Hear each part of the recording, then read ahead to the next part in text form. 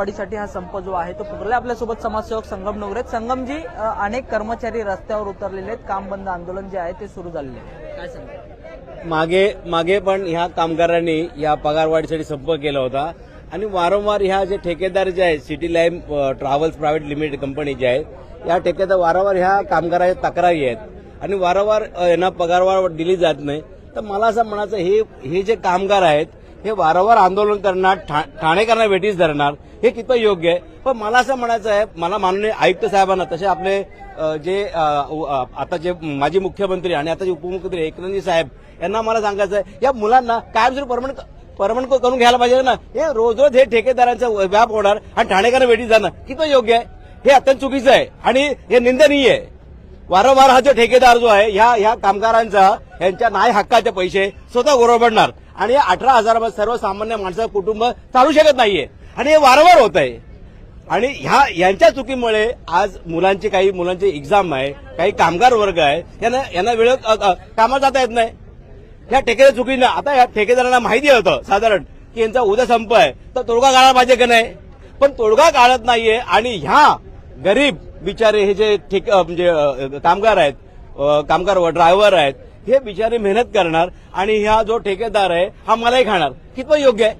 आणि हे कुठं संपलं पाहिजे आणि हे वारंवार होत चालले।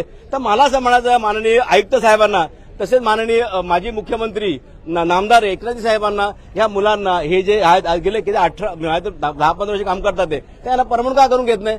परमनंट करून घ्या। आणि हा जे ठेकेदार जे वारंवार तक्रारी येतात ते ह्या ठेकेदारला बडतर्फी का करत नाहीये?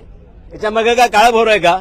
तर आणि ही जे कामगार वर्ग आहे बिचारे नाहक आहे आणि पीडित आहे, वंचित आहे, यांना न्याय दिला पाहिजे। आणि हा जो ठेकेदार जो आहे याच्यावरती कारवाई करून ज्या कामगारांची जी मागणी जी आहे, आज यांना जो पगार जो आहे साधारण 18,000 आहे, तो 32,000 मिळाला होता, तो 18 मिळतोय।